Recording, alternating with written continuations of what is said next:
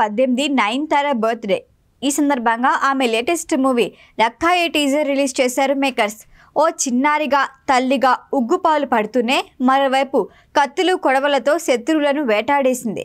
On screen అయినా off screen అయినా నయనతార వేట మొదలు పెడితే అంతే అంటూ సోషల్ మీడియాలో పోస్టులు మోతమోగుతోంది.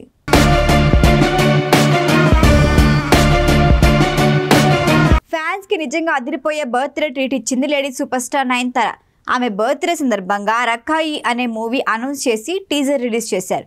సెంధిల్ దర్శకత్వంలో 5 భాషల్లో పాన్ ఇండియా మూవీగా రాబోతోంది. టీజర్ మొత్తం యాక్షన్ ఎపిసోడ్స్తో నిండిపోయింది.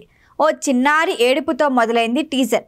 మిరపకాయలు దంచుతూ ఎంట్రీ ఇచ్చింది లేడీ సూపర్ స్టార్. ఆ తర్వాత చిన్నారికి ఉగ్గుపాలు పట్టి నిద్రపుచ్చి, కత్తి కొడవలి పట్టి శత్రువులపైకి శివంగిలా విరుచుకుపడింది. సాధారణ గృహిణిలా కనిపించిన నయన్ కత్తులు కాగడాలతో తన ఇంటిపైకి దాడికి దిగిన శత్రుముఖని చీల్చి చెండాడింది. సినిమాలో యాక్షన్ సన్నివేశాలు ఏ రేంజ్లో ఉండబోతున్నాయో టీజర్తో క్లారిటీ ఇచ్చారు మేకర్స్. గోవింద్ వసంత సంగీతం అందిస్తున్న ఈ మూవీకి సంబంధించిన మరిన్ని అప్డేట్స్ త్వరలోనే రాబోతున్నాయి. రక్కాయి టీజర్ చూసిన వారంతా ఆన్ స్క్రీన్ అయినా ఆఫ్ స్క్రీన్ అయినా లేడీ సూపర్ స్టార్కి తిరుగులేదు అంటూ పోస్టులు పెడుతున్నారు. ప్రస్తుతం ధనుష్తో జరుగుతున్న వివాదాన్ని ఉద్దేశించి ఈ కామెంట్లు చేస్తున్నారు నెటిజన్లు. ధనుష్ నిర్మాతగా వ్యవహరించిన నేను రౌడీనే సినిమా సీన్స్ని తన పర్మిషన్ లేకుండా డాక్యుమెంటరీలో వాడుకున్నారంటూ 10 కోట్ల పరిహారం డిమాండ్ చేశాడు ధనుష్. దీనిపై స్పందించిన నయన్ ధనుష్ తీరుని విమర్శిస్తూ బహిరంగ లేఖను రిలీజ్ చేసింది. ఇక తన జీవితంలో జరిగిన సంఘటనలతో రూపొందించిన Nayanthara beyond the fairy tale documentary నెట్ఫ్లిక్స్లో స్ట్రీమింగ్ అవుతోంది.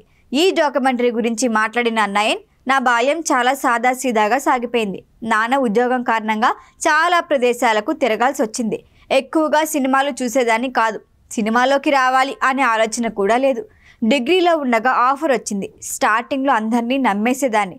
ఏ రిలేషన్ అయినా నమ్మకం పైన ఆధారపడి ఉంటుందని గట్టిగా అనుకునేదాన్ని. కానీ అవతలి వారు కూడా సిన్సియర్గా ఉండాలి అన్న విషయం అప్పట్లో అర్థం కాలేదు. గతంలో నా రిలేషన్స్ గురించి ఎక్కడా ప్రస్తావించలేదు. ఎవరికి తోచినట్లు వాళ్ళు మాట్లాడుకున్నారు. అంతా నాదే తప్పు అన్నారు. కానీ ఇందుకు కారణమైన మగవారిని క్వశ్చన్ చేయకపోవటం అన్యాయం అనిపిస్తుంది. శ్రీరామరాజ్యం చివరి సినిమా అనుకున్నా. ఎందుకంటే ఓ వ్యక్తి సినిమాలు ఇక మానేయమని చెప్పాడు. సరే అన్నాను. ఆ రోజు పరిపక్వత లేదు. ఇప్పుడు పరిస్థితులతో పోరాడుతూ ముందుకు వెళ్తున్నా.